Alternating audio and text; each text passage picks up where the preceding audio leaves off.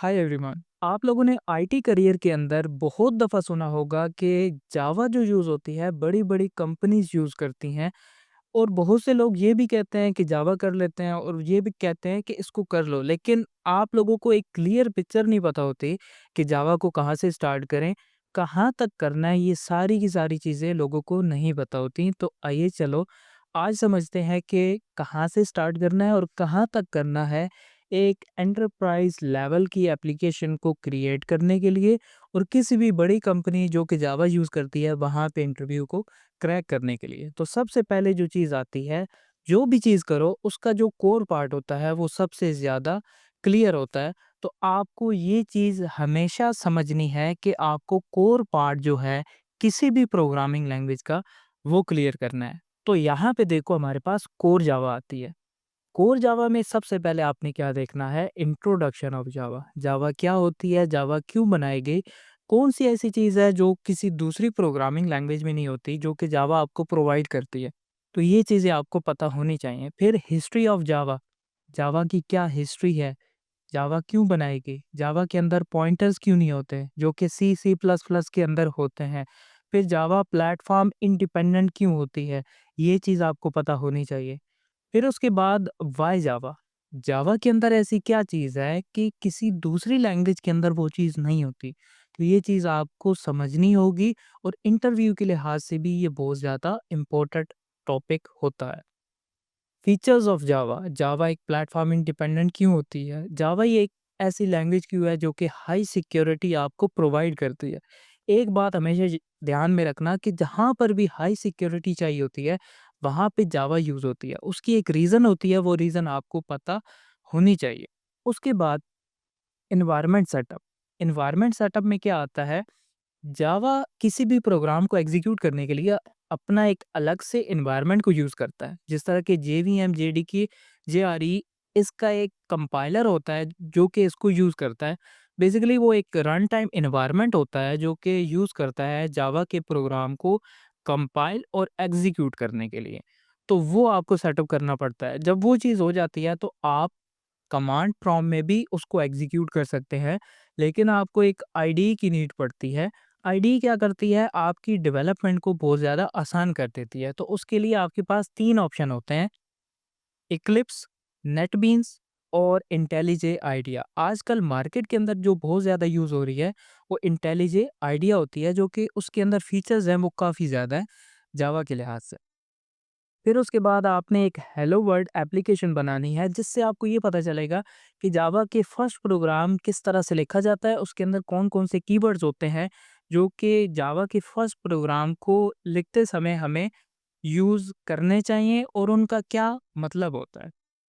फिर उसके बाद जावा प्रोग्राम इंटरनल वर्किंग, कौन-सा कीवर्ड क्या करता है, किसको रिमूव करें, अगर सीक्वेंस चेंज कर देते हैं तब क्या होगा? ये सारी की सारी चीज़ें आपने चेंज करके देखनी है।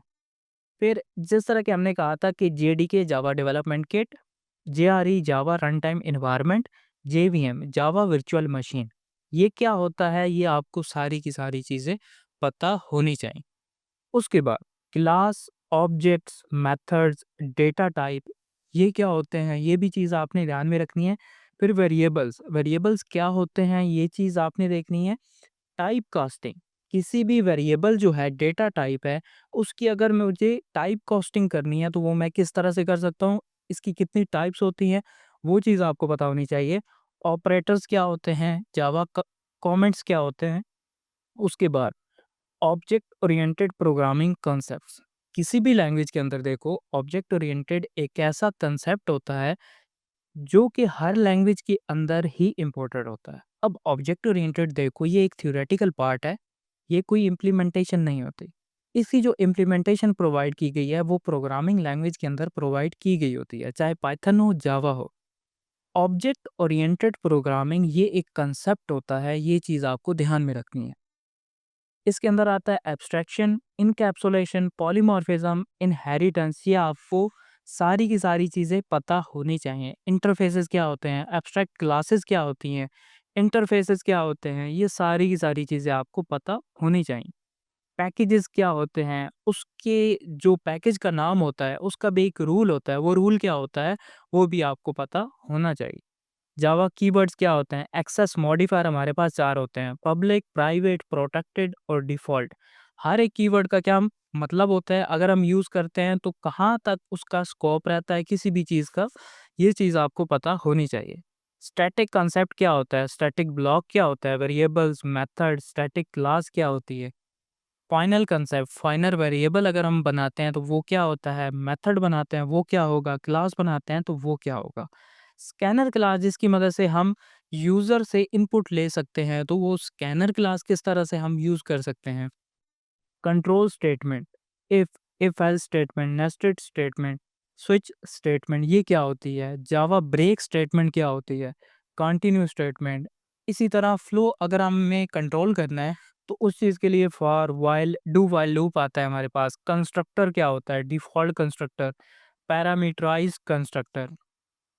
इनहेरिटेंस क्या होती है, ये बहुत ज़्यादा इम्पोर्टेंट टॉपिक होते हैं। एक्सटेंड कीवर्ड मैं कब यूज़ करता हूँ? किसी भी पेरेंट क्लास जो कि ये इनहेरिटेंस के अंदर आता है, किसी भी पेरेंट क्लास से अगर मुझे प्रॉपर्टीज़ लेनी है चाइल्ड क्लास के अंदर, तो फिर मैं इनहेरिटेंस का यूज़ करता हूँ और उस इनहेरिटेंस को इम्प्लीमेंट करने के लिए मेरे पास एक्सटेंड्स का कीवर्ड यूज़ होता है। फिर सुपर कीवर्ड क्या होता है? दिस कीवर्ड क्या होता है? ये चीज़ें आपको पता होनी चाहिए। मेथड ओवरलोडिंग, मेथड ओवरराइडिंग का कांसेप्ट क्या होता है? बहुत ज़्यादा इंपॉर्टेंट है इंटरव्यू के लिहाज से। इंटरफेसेस क्या होते हैं? एब्स्ट्रैक्ट क्लास क्या होती है? एब्स्ट्रैक्ट क्लास और इंटरफेस के दरमियान में डिफरेंस क्या होता है? ये चीज़ आपको पता होनी चाहिए। गार्बेज कलेक्टर क्या होता है? इसका क्या पर्पज़ होता है? ये चीज़ आपको पता होना चाहिए। मार्कर इंटरफेस हमारे पास क्या होता है, सीरियलाइजेशन, ट्रांजिएंट कीवर्ड हमारे पास किस पर्पस के लिए यूज होता है, जावा इंस्टेंस ऑफ एक मेथड होता है, ये चीज क्यों यूज होती है इसके अंदर। उसके अलावा एक्सेप्शन हैंडलिंग हमारे पास आ जाता है। एक्सेप्शन को हैंडल करने के लिए डिफरेंट कीवर्ड यूज़ होते हैं, जिस तरह के ट्राई हो गया, कैच हो गया, थ्रो हो गया, थ्रोज़ कीवर्ड हो गया, फाइनली ब्लॉक हमारे पास, ये क्या होता है? तो ये सारी की सारी चीज़ें एक्सेप्शन हैंडलिंग के अंदर आती है। एक्सेप्शन हैंडलिंग क्या होती है? कोई भी आपके प्रोग्राम के अंदर अनवांटेड सिचुएशन आ जाती है, जो कि आपको उसको कंट्रोल करना होता है। तो उसके लिए हमारे पास डिफरेंट कीवर्ड्स होते हैं, जो कि इसी पर्पज़ के लिए बनाए गए होते हैं।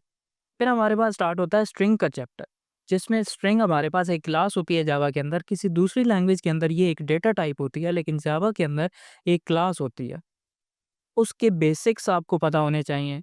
स्ट्रिंग मेथड्स हमारे पास कितने किस्म के होते हैं, वो चीज़ आपको पता होनी चाहिए। स्ट्रिंग बफर क्या होता है, बिल्डर क्या होता है। उसके अलावा स्ट्रिंग जो क्लास होती है, वो स्ट्रिंग के जो ऑब्जेक्ट्स होते हैं वो इम्यूटेबल ऑब्जेक्ट्स बनते हैं। अगर आपको कस्टम इम्यूटेबल क्लास बनानी है तो वो आप किस तरह से बना सकते हैं। जावा एरेज क्या होती हैं? एरेज जो हमारे पास है वो एक डेटा स्ट्रक्चर है, जो कि सेम टाइप का डेटा को स्टोर करता है। इसी तरह कलेक्शन के अंदर भी हमारे पास डिफरेंट डेटा स्ट्रक्चर्स आते हैं। जिस तरह के हमारे पास कलेक्शन के बेसिक्स आपको पता होने चाहिए। कलेक्शन फ्रेमवर्क होता क्या है, कलेक्शन और कलेक्शंस के दरमियान में क्या डिफरेंस होता है। आइटरेटर इंटरफेस जो कि कर्सर होता है, ये चीज़ क्या होती है। मेथड्स ऑफ कलेक्शन इंटरफेस, ये चीज़ क्या होती है।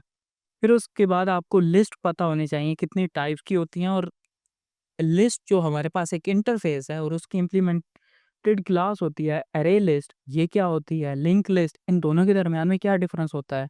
वेक्टर डेटा स्ट्रक्चर क्या होता है और इन तीनों के दरमियान में क्या डिफरेंस होता है। फिर सेट क्या होता है, और सेट एक इंटरफेस होता है और उसकी इम्प्लीमेंटेड क्लास जो होती है हैश सेट और ट्री सेट हमारे पास होता है। और इन दोनों के दरमियान में क्या डिफरेंस होता है, ये चीज़ भी आपको ध्यान में रखनी है। फिर मैप हमारे पास आ जाता है और मैप की ये इम्प्लीमेंटेड क्लासेस होती हैं। Hash map, tree map, hash table. उसके बाद कलेक्शन के अंदर ये सारे के सारे टॉपिक्स आते हैं, जो कि इंटरव्यू के लिहाज से काफ़ी ज़्यादा इम्पोर्टेंट होते हैं।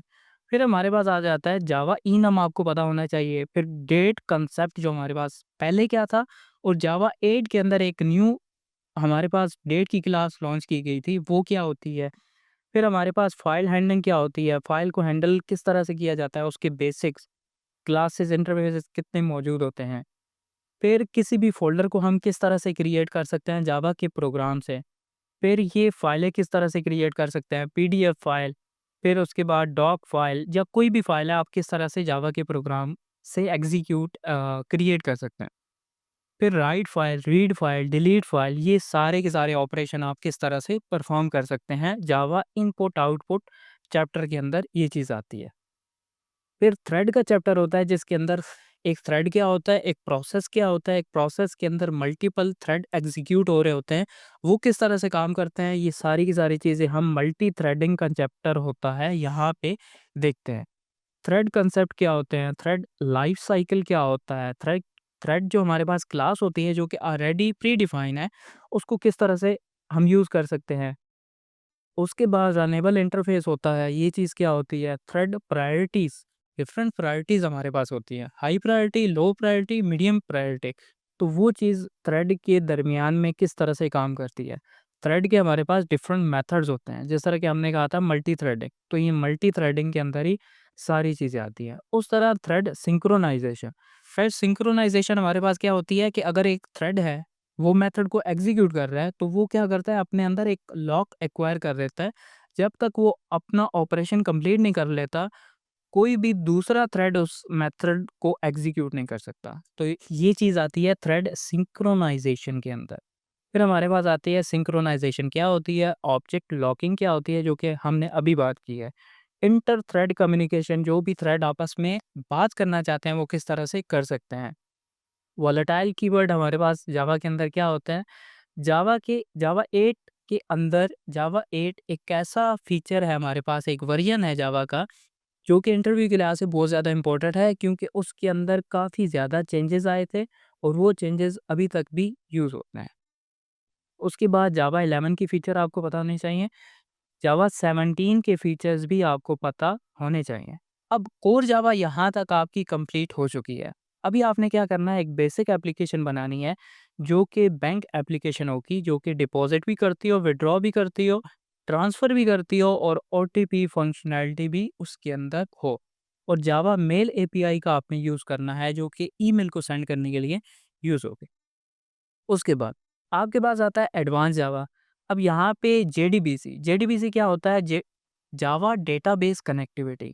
अगर आपने जावा एप्लीकेशन को डेटाबेस से कनेक्ट करना है तो उसके लिए आता है जेडीबीसी। तो जेडीबीसी के ये सारे के सारे टॉपिक्स आपको पता होने चाहिए और इम्प्लीमेंटेशन भी आपने हैंड्स ऑन प्रैक्टिस भी इसके अंदर लाजमी करनी है। उसके अंदर आता है सर्वलेट। अब सर्वलेट एक ऐसी टेक्नोलॉजी है जो कि सर्वर साइड में पहले यूज़ होती थी, अभी बैकग्राउंड में यूज़ होती है, ऐसे कोई डायरेक्ट यूज़ नहीं करता। लेकिन फिर भी आपको यहाँ पे बेसिक पता होने चाहिए कि सर्वलेट हमारे पास क्या होता है, इसके अंदर do get, do post method क्या होता है, सर्विस क्या होता है, इनिट मेथड क्या होता है, ये सारी की सारी चीज़ें आपको पता होनी चाहिए। जेएसपी हमारे पास एक ऐसी टेक्नोलॉजी होती है जो कि फ्रंट एंड में यूज़ होती है, जावा की ये टेक्नोलॉजी होती है। जेएसपी की फुल फॉर्म होती है जावा सर्वर पेजेस। तो ये इसके टैग्स भी आप यूज़ कर सकते हैं, लेकिन आज की मार्केट के अंदर ये काफ़ी कम यूज़ होते हैं क्योंकि हमारे पास रिएक्ट और एंगुलर एक फ्रेमवर्क होता है जो कि रिएक्ट जावास्क्रिप्ट की लाइब्रेरी होती है और एंगुलर एक टाइपस्क्रिप्ट का फ्रेमवर्क होता है जो कि मार्केट के अंदर काफ़ी ज़्यादा यूज़ होता है। इसी वजह से जेएसपी अभी यूज़ नहीं होते। उसके अलावा फ्रेमवर्क्स, हाइबरनेट, हाइबरनेट एक ओआरएम होता है। ओआरएम क्या होता है? Object relational mapping. आपने देखा होगा कि जावा एप्लीकेशन को अगर हम डीबी से कनेक्ट करना चाहते हैं तो उसके लिए एक टेक्नोलॉजी होती है हमारे पास, जेडीबीसी, जावा डेटाबेस कनेक्टिविटी। लेकिन उसके अंदर काफ़ी ज़्यादा कोड आपको लिखना पड़ता है और उसके अंदर जो क्यूरी होती है वो मैनुअल लिखनी पड़ती है। मैनुअल का क्या मतलब है? अगर मुझे किसी टेबल को क्रिएट करना है तो क्रिएट की क्यूरी जो है वो मुझे खुद लिखनी पड़ती है। सेलेक्ट की क्यूरी है वो खुद लिखनी पड़ती है। लेकिन ओआरएम के अंदर इस तरह से नहीं होता। क्यूरी जितनी भी होती हैं ऑटोमेटिकली जनरेट हो जाती हैं, हमें सिर्फ एक मेथड को कॉल करना होता है। तो उसके लिए आपके पास आता है हाइबरनेट। तो हाइबरनेट के अंदर ये सारे के सारे टॉपिक्स आपको पता होने चाहिए। इंटरव्यू के लिहाज से अगर आप ये कर लेते हो तो कोई भी इंटरव्यू होगा आप क्रैक कर सकते हो।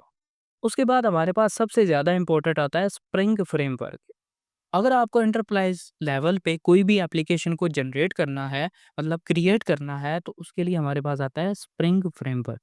ये नंबर 1 आज की मार्केट के अंदर नंबर 1 फ्रेमवर्क होता है, जो कि यूज़ होता है। अब स्प्रिंग है, आज की मार्केट के अंदर स्प्रिंग बूट होता है, लेकिन उसकी बैक में भी स्प्रिंग ही वो उसको यूज़ कर रहा होता है। तो स्प्रिंग के अंदर ही भी ये सारे के सारे टॉपिक आपको पता होने चाहिए। स्प्रिंग फ्रेमवर्क क्या होता है, उसका introduction, spring basics, spring framework features inversion of control, जिसको हम डिपेंडेंसी इंजेक्शन कहते हैं, उसके बैकएंड में इन्वर्जन ऑफ कंट्रोल का कंसेप्ट यूज़ हो रहा होता है। तो वो चीज़ क्या होती है? स्प्रिंग बीन लाइफ साइकिल क्या होता है? बीन स्कोप कितने किस्म के होते हैं? ये 5 टाइप के होते हैं जो कि आपको पता होने चाहिए। किस बीन का स्कोप कहाँ तक यूज़ होता है, किस टाइम में हमें यूज़ करना चाहिए, तो ये सारी की सारी चीज़ें आपको पता होनी चाहिए। ऑटो वायरिंग का कंसेप्ट क्या होता है हमारे पास? उसके बाद spring framework annotations, different type की एनोटेशंस हमारे पास होती हैं। हर एक एनोटेशन का एक पर्पस होता है, ये चीज़ भी आपको पता होनी चाहिए। एनोटेशन कॉन्फ़िगरेशन यहाँ पे आती है, जावा कॉन्फ़िगरेशन आती है, एक्सएमएल कॉन्फ़िगरेशन आती है, ये चीज़ें आपको पता होनी चाहिए। फिर उसके बाद आता है स्प्रिंग एमवीसी।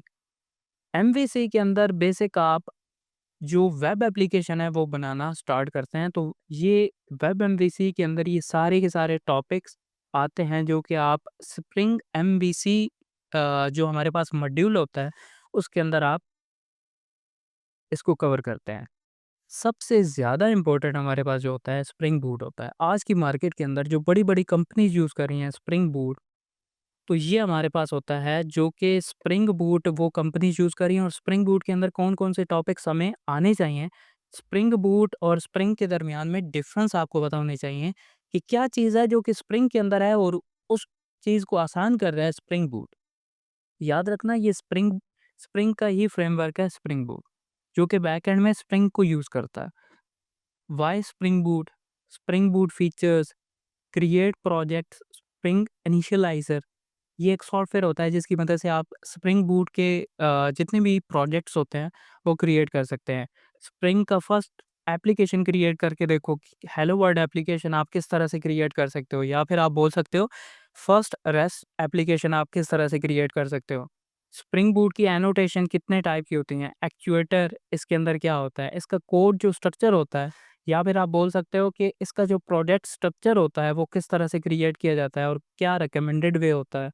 टॉम कैट जो हमारे पास होता है इसमें कस्टम पोर्ट आप किस तरह से सेट कर सकते हो, रेस्टफुल सर्विस आप किस तरह से क्रिएट कर सकते हो, इसमें लॉगिंग, अगर आपको लॉगिंग इम्प्लीमेंट करनी है तो आप किस तरह से कर सकते हो, जिसमें दो फ्रेमवर्क जो मेनली यूज़ होते हैं लॉग फोर जे, एस एल एफ फोर जे, तो वो हमारे पास होते हैं, वो चीज़ आपको पता होनी चाहिए। फिर आपने अपनी एप्लीकेशन को डिप्लॉय करना होता है किसी भी क्लाउड प्रोवाइडर के अंदर। अब क्लाउड प्रोवाइडर क्या होता है? जो कि आपकी एप्लीकेशन क्लाउड में क्रिएट करने की फैसिलिटी आपको प्रोवाइड करता है, जो कि एक होता है एडब्ल्यूएस, एज़्योर होता है, जीसीपी होता है। तो मेनली जो ज़्यादा यूज़ होता है वो एडब्ल्यूएस होता है। तो वहाँ पे आपने अपनी एक वर्चुअल मशीन को क्रिएट करना है और वहाँ पे अपनी जावा एप्लीकेशन को डिप्लॉय करना है। तो ये चीज़ आती है एडब्ल्यूएस के अंदर, तो एडब्ल्यूएस के बेसिक कौन से कवर करना है वो भी आगे देखते हैं। फिर एक और मॉड्यूल होता है हमारे पास, स्प्रिंग सिक्योरिटी। स्टार्ट में हमने बात किया था कि जावा जो हमारे पास होती है वो सिक्योर लैंग्वेज होती है, वो जेवीएम लेवल पे होती है।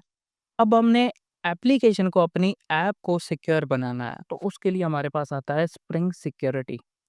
स्प्रिंग सिक्योरिटी के अंदर कौन-कौन सी चीज़ें कवर करनी है? इसके बेसिक, मतलब स्प्रिंग सिक्योरिटी क्या होती है, उसका आर्किटेक्चर क्या होता है, उसके फीचर्स कौन से होते हैं, ऑथेंटिकेशन, ऑथराइज़ेशन के दरमियान में डिफ़रेंस क्या होता है, एन्क्रिप्शन क्या होती है, पासवर्ड एन्क्रिप्शन हम किस तरह से परफ़ॉर्म कर सकते हैं, कितनी किस्म की क्लासेस होती हैं, इंटरफ़ेसेस होते हैं। फिर उसमें spring security login form, authentication, maven dependency कौन-सी हमें ऐड करनी पड़ती है जब हम स्प्रिंग सिक्योरिटी को इम्प्लीमेंट करना चाहते हैं। Spring Security CRUD application, sign up, login application हम किस तरह से क्रिएट कर सकते हैं। फिर उसके बाद हमारे पास आता है ओऑथ एप्लीकेशन, हम किस तरह से बना सकते हैं, इसके अंदर ये चीज़ किस तरह से ऐड कर सकते हैं। तो ये सारी की सारी चीज़ें आपको पता होनी चाहिए। फिर उसके बाद स्प्रिंग जेपीए, जावा परसिस्टेंट एप्लीकेशन, जो कि ये यूज़ होती है डेटाबेस के साथ कनेक्ट करने के लिए। अब हाइबरनेट भी है, जेपीए, दोनों के दरमियान में क्या डिफरेंस होता है? स्प्रिंग डेटा जेपीए क्या होता है? ये चीज़ आपको पता होनी चाहिए। फिर हमारे पास जेडीबीसी टेम्पलेट होता है। ये चीज़ क्या होती है? कौन-सा ज़्यादा यूज़ होता है? JDBC, hibernate, JPA, data JPA, spring JDBC template, ये सारे के सारे यूज़ होते हैं डेटाबेस से कम्युनिकेट करने के लिए। और ज़्यादा कौन-सा यूज़ होता है और कौन-सा रिकमेंडेड होता है? डेटा जेबी है, वो क्यों होता है वो चीज़ आपको पता होनी चाहिए। उसके बाद अगर आपने एप्लीकेशन बना ली, उसको टेस्ट भी तो करना है, तो उसके लिए आपकी एप्लीकेशन के जितने भी यूनिट्स हैं, मतलब जो भी फंक्शंस हैं, आपकी रेस्ट एपीआईज़ हैं, उनको टेस्ट करना होगा। तो उसको टेस्ट करने के लिए हमारे पास यूनिट टेस्टिंग आती है। यूनिट टेस्टिंग को इम्प्लीमेंट करने के लिए हमारे पास फ्रेमवर्क होते हैं, JUnit, मोकीटो फ्रेमवर्क। इसके अंदर आपको पता होना चाहिए यूनिट टेस्टिंग क्या होती है, JUnit क्या होता है, इसके रूल्स क्या होते हैं, अर्थमेटिक मोकीटो इंट्रोडक्शन क्या होता है, एनोटेशन कौन-कौन सी होती हैं, at the rate, before all, at the rate, for each, ये सारी की सारी चीज़ें आपको पता होनी चाहिए मोकीटो फ्रेमवर्क के अंदर। मॉकिंग क्या होती है, तो ये सारे के सारे मेथड्स जो होते हैं वो यूनिट टेस्ट लिखने के लिए यूज़ होते हैं। उसके अलावा जब आपने किसी भी डेटाबेस से काम करना होता है तो रिलेशनल डेटाबेस भी होता है और नॉन रिलेशनल डेटाबेस भी होता है। अगर रिलेशनल करना है तो उसके लिए माईसीक्वल या पोस्टग्रेस होता है। लेकिन अगर डॉक्यूमेंट बेस्ड करना है तो उसके लिए मोंगोडीबी होता है, तो आपने मोंगोडीबी के साथ भी कनेक्ट करके देखना है। उसके अलावा वेब सर्विसेज होती हैं, soap web service, restful web service, ये क्या होती हैं, इनके दरमियान में डिफरेंस पता होना चाहिए। सोप जो है वो पहले यूज़ होती थी, अभी जो यूज़ होती है रेस्टफुल वेब सर्विसेज, लेकिन आपको ये पता होना चाहिए कि दोनों के दरमियान में क्या डिफरेंस होता है। फिर डिज़ाइन पैटर्न्स हमारे पास होते हैं। अब देखो डिज़ाइन पैटर्न क्या होते हैं, किसी भी एक प्रॉब्लम को जो कि प्री डिफाइन है उसको सॉल्व करने के लिए एक डिज़ाइन पैटर्न हमें प्रोवाइड किया होगा। तो उसके लिए हमारे पास क्रिएशनल डिज़ाइन पैटर्न आते हैं और इसके अंदर सब डिज़ाइन पैटर्न आते हैं। स्ट्रक्चर डिज़ाइन पैटर्न आते हैं और उसके अंदर सब है। बिहेवियर डिज़ाइन पैटर्न है। माइक्रो सर्विसेज डिज़ाइन पैटर्न्स भी होते हैं जिसके अंदर CQS आता है, CQRS आता है और सागा डिज़ाइन पैटर्न हमारे पास आता है। और AWS लास्ट में आपको आना चाहिए कि क्लाउड टेक्नोलॉजी हमारे पास क्या होती है, किस तरह से आप एक EC2 इंस्टेंस जो कि एक वर्चुअल मशीन हम बनाते हैं क्लाउड में, और वहाँ पे हम किस तरह से अपनी एप्लीकेशन को डिप्लॉय कर सकते हैं। और इलास्टिक बीनस्टैक के हमारे पास क्या होता है, RDS क्या होता है, लैम्ब्डा एक्सप्रेशन क्या होती है, ये चीज़ आपको पता होना चाहिए। और इसके अंदर और टॉपिक आते हैं, VPC जिस तरह के हमारे पास आता है, IAM रोल, जिस तरह के हम रोल सेट कर सकते हैं क्लाउड प्लेटफॉर्म में, वो चीज़ क्या होती है। उसके अलावा माइक्रो सर्विसेज भी आपको पता होने चाहिए। उसके अलावा जो लास्ट चीज़ आती है, रिएक्ट आप फ्रंट एंड में कर सकते हैं या फिर एंगुलर कर सकते हैं, ये आपकी चॉइस है।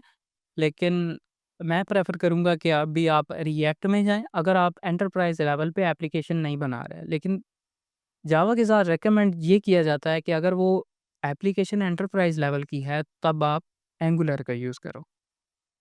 फिर हमारे पास अगर आप एंगुलर का यूज़ करते हैं तो टाइपस्क्रिप्ट भी आपको यूज़ करनी पड़ेगी। बेसिकली आप रिएक्ट के अंदर भी यूज़ कर सकते हो। ये हमारे पास टाइप सेफ लैंग्वेज होती है। उसके बाद इंडस्ट्री लेवल पे जो टूल्स होते हैं वो कौन से यूज़ होते हैं, मेवन एक टूल होता है, ये आपको पता होना चाहिए। ग्रेडल एक टूल होता है, जीरा एक टूल होता है जो कि प्रोजेक्ट मैनेजमेंट के लिए यूज़ होता है, जेनकिन्स जो कि CI/CD बनाने के लिए यूज़ होता है, पोस्टमैन एपीआई जो कि एपीआई टेस्टिंग के लिए यूज़ होता है, स्वेगर यूआई जो कि आपकी एपीआई की डॉक्यूमेंटेशन के लिए यूज़ होता है, गिटहब गिटहब एक ऐसी चीज़ होती है जहाँ पे आपका कोड एक सेंट्रल रेपोजिटरी होती है, वहाँ से हर डेवलपर कोड को पुल कर सकता है और पुश कर सकता है। उसके अलावा एसवीएन क्या होता है, परफॉर्स क्या होता है, प्रोजेक्ट लैम्बॉग क्या होता है, JUnit, स्प्लंक, जेसन हमारे पास क्या होता है, एक्सएमएल, जार क्या होती है, वार फाइल, ये दोनों हमारे पास फाइल्स होती हैं। जो भी स्प्रिंग बूट का प्रोजेक्ट होता है उसका एक फॉर्मेट होता है। ये दोनों क्या होते हैं, अपाचे टॉमकैट सर्वर हमारे पास क्या होता है, जेएमएस, जावा मैसेजिंग सर्विस, एक्टिवएमक्यू, रैबिटएमक्यू, ये क्या होते हैं, अपाचे काफका क्या होता है, ये यूनिट मोकीटो तो हमने देख लिया। इसके अलावा हमारे पास डॉकर के बेसिक आपको पता होने चाहिए जो कि डेवऑप्स का पार्ट होते हैं। Kubernetes, JWT, SOLID principle, DevOps में CI/CD को इम्प्लीमेंट करने के लिए तो हमने कहा था यहाँ पे जेनकिन्स आता है, यहाँ पर हमने देखा था। तो ये चीज़ आपको पता होनी चाहिए। अजाइल ये हमारे पास क्या होता है, स्क्रम कॉल ये क्या होती है, AWS cloud, data structure and algorithm ये चीज़ क्या होती है, जावा एडवांस टूल एंड पर लेटेस्ट रिलीज। तो आपको ये देखना है कि अगर आपने चीज़ सीख भी ली है लेकिन जो भी न्यू वर्ज़न रिलीज़ हुआ है, उसके अंदर कौन-कौन सी अपडेट आई है, ये चीज़ भी आपको ध्यान में रखनी है। तो ये था आज का रोड मैप।